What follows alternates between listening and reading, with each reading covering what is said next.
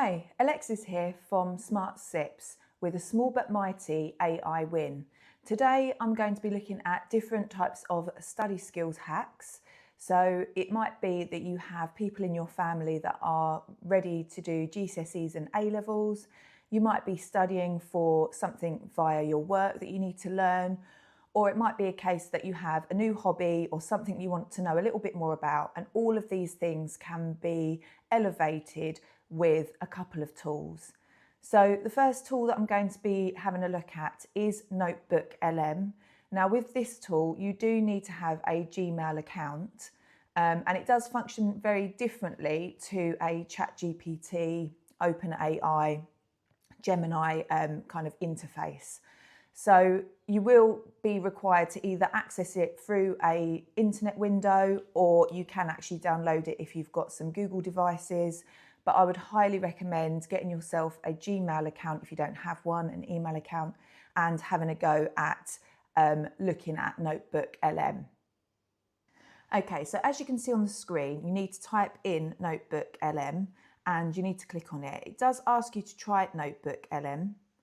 Now, the thing is, I've already got a Gmail account. I've already logged in, so it's going to load the notebooks that I've already got. But if you're going to log in for the first time, obviously you're going to have to go through that sign in.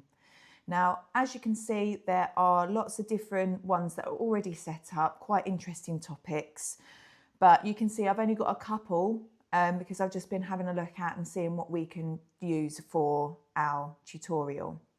So when you're creating, obviously open up that first box. The first thing is you need to search for reputable sources. So I'm coming up with a couple of different topics that might be useful. And the first one we're going to be looking at is a GCSE biology example.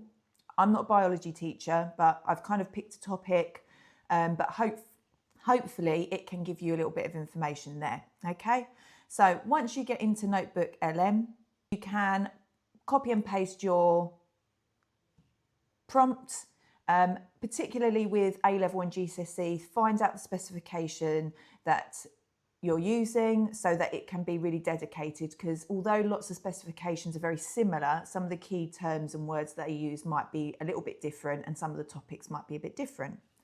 So as you can see, it's generating lots of topics on the side. They are your source list. And these should be reputable sources. And if you look through, a lot of them are dedicated to AQA. I'm just using that as an example specification. And it will take a little bit of time for those to load up. Then in the main chat area in the center, it gives you a bit of an overview as to what it is that it's looking for. And then down the right-hand side, you have lots of different tiles that give you different options of activities that you can utilize. So there's quiz, flashcards, slide decks, and there are some really interesting features on here as well. It gave me a bit of an example there of something that I might want it to look into. So you do need to potentially give it another topic, or you can just stick with what's already there. And then what you can do is it uses that middle section to give you an explanation, but in the right-hand side, it gives you a place where you can generate some additional resources. So I'm going to go ahead and do a quiz. I'll probably do flashcards, and I will do the audio tile as well to give you an example of what those sound like, what they look like, so that you can have a go. But I find this really exciting because it's got lots of features and it can explain it in lots of different ways. Particularly this time of year, GCSE and A-levels are just around the corner, and you can imagine that students can get really stressed. So this is a really user-friendly way just to alleviate that just reading from a book, because that's quite a passive way of revising, whereas this does mean that you have a little bit more kind of ownership over actually physically doing stuff. So as you can see, we've got a quiz box here. You can open it up so it's full screen. You can go through, you can answer the questions. You can talk about whether it's good or bad content. So give it a little bit of feedback if you want. It's got an explain button. So then again, if you're unsure, it will give you a little bit of context. It will explain in a bit more detail. So I think that is actually a really useful tool, that if you're getting answers incorrect, you've got that backup and that instant bit of information. So other things that you can see here, we've got the flashcard tool as well. So again, you can open it up to a big window, you can click on it, it will flip over, you can say whether you got it right or wrong, and then you can move on to the next flashcard. So again, this is kind of a low stakes way of introducing some of that content and just to keep it fresh. And again, along the bottom, it gives you some other suggestions of things that you might want to have a look into, and you can click on those. Now, the slide deck and the audio does take a little bit longer to generate, of course, because it does take a little bit longer.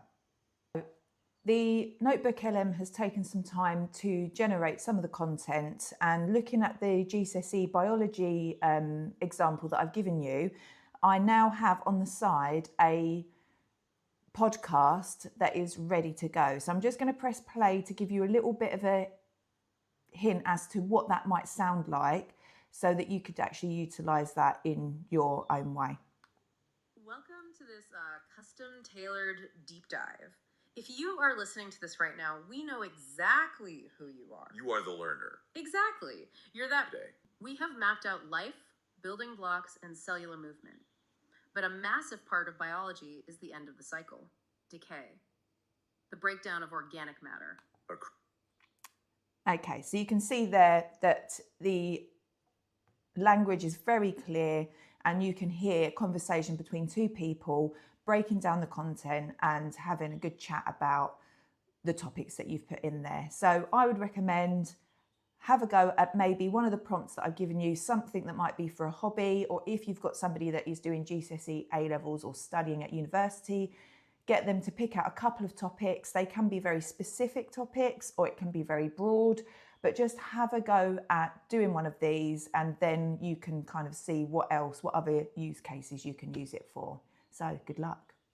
Okay, so I've also put on just on a Word document, a couple of prompts that I wanted to play around with for this tutorial, just to try and diversify it and give you all something that you can have a go at. So the next thing is, if you've got students that might be coming up to do 11 plus or SATs, you can have absolutely no knowledge whatsoever of these tasks. You can ask NotebookLM to find those reputable sources, and it will collect all of that information, you import it, and then it gives you some information here. Now, I've looked at prime numbers, Roman numerals, and another option, I can't remember now, just to give it a little bit more of a specific subject area, but like I said, you can keep it quite wide as well. Once you've added that in and you've imported your items, then it will start to generate some more information, and you can start to press on those tiles on the right hand side and ask it to produce some different activities and resources to get you started. And that's going to be really beneficial to supporting your children at home. The option is to look into how do we start to educate our children in terms of AI. It's going to absolutely transform the way we live. But like with most things, there needs to be some caveats in terms of how are we going to use it safely. So again, this little tutorial video just goes through an activity that I actually did with my children in terms of using it for stuff to help my kids learn a little bit about AI.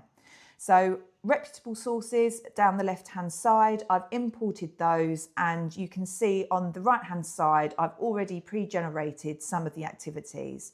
Now, there is a really nice slide deck that's been set up. Obviously, my children are 6 and 9. So again, you could put in the age range, and it can then develop depending on the appropriate age. There's also a really nice option here where they do a video overview, and this one was to have different games, and it talks about different AI style games. You don't always need a laptop or a device. Some of these games are just physical games that they can play, like a scavenger hunt, etc. And it talks about that. Other things that you can see on here, we've got the flashcards. So again, it's that flip flashcard. It'll ask you a question. You need to try and work out what the flashcard represents. You can open the window up again and close it down. And then the last thing is, again, an AI quiz. My eldest really liked this. He thought it was really fun and was really happy because he got 10 out of 10. So again, it gives you that explain button at the bottom, and also you can have a look at different things. There is also a audio version, but I think it wasn't necessarily generated for their age group. So definitely do listen to it beforehand. So like I've mentioned before, if you're not actually studying or needing to use it for friends and family that might be coming up to exams, you could put in something to do with maybe horticulture or a hobby that you have. And then that way it can generate some sort of audio overview. It could be something like programs that you like watching on Netflix, or having them create a discussion over some books that you really like to read, and just have a play with it and see what it comes back with. Have a listen. A lot of the audio scripts are between 15 and 20 minutes long, and it's just quite interesting that you've managed to generate that audio content just with a click of a button. It's generated it all brand new. It's not voices that have been pre-recorded. It's all stuff that's just been completely generated on the spot.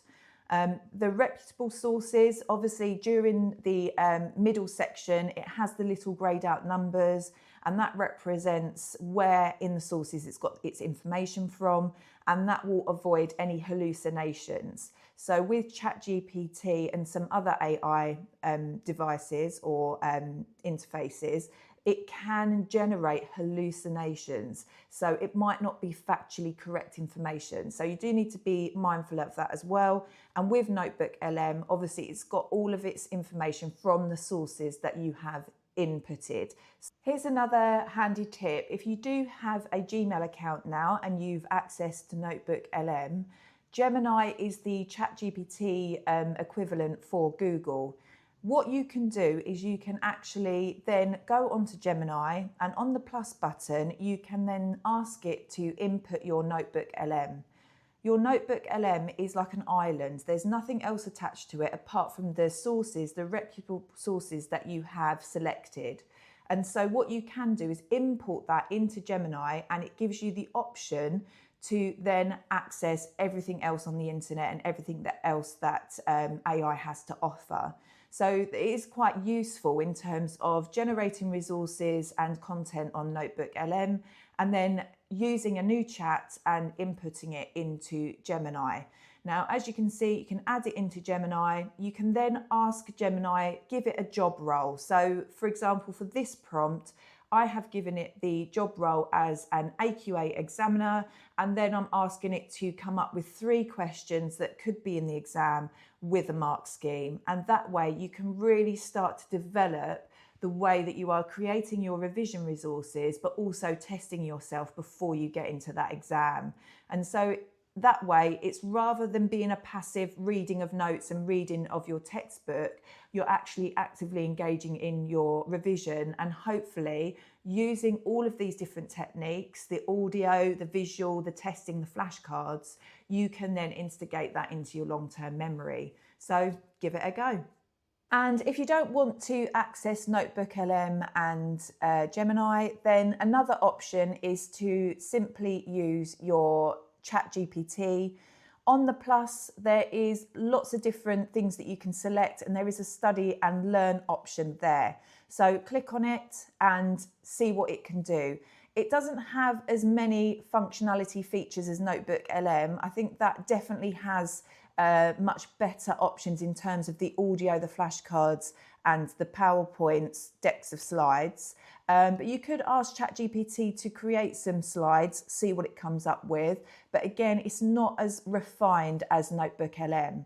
Anyway, if you don't want to have a go at those, then do go onto ChatGPT and ask it to do the study and learn. I actually asked it, how do I use study and learn? And as you can see on this chat, it gave me an overview of different tips and things that I could do in order to utilize it. Mainly it's asking questions, being a bit of a tutor, and obviously helping with any tricky bits when you're trying to study and revise for exams. So I think, you know, all of these tools are going to be really useful if you are in a bit of a rut or you just want to try a few different things. But again, even if you don't have anything to study, I would just recommend using some sort of hobby that you have and just have a go and see what it chucks back.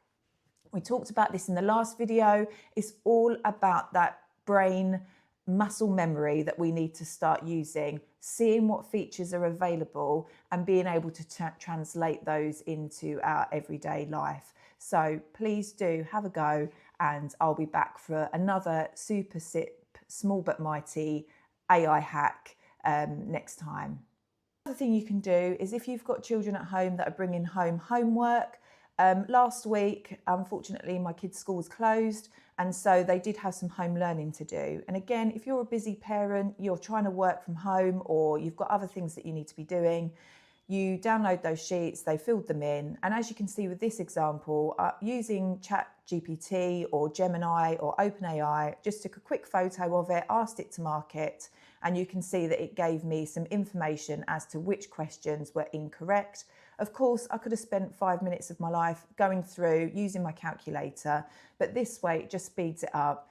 And then that way you can say to them, these questions are incorrect. So for my son, he had 3 incorrect answers. And then I just said, you need to go back and check these answers. If he was still unsure, obviously the information is on your ChatGPT chat. So again, it's a really simple and easy way of just elevating and moving on, marking and moving on, but also having that opportunity to find out where the issues are and using that marking tool to move forward and have some explanations. I have to say, maths is not my strongest subject. So I think as they move up into secondary school, this is definitely going to be something I'm going to utilise a lot to try and help and aid them and explain to them why they might have things incorrect in their answers. So again, give it a go.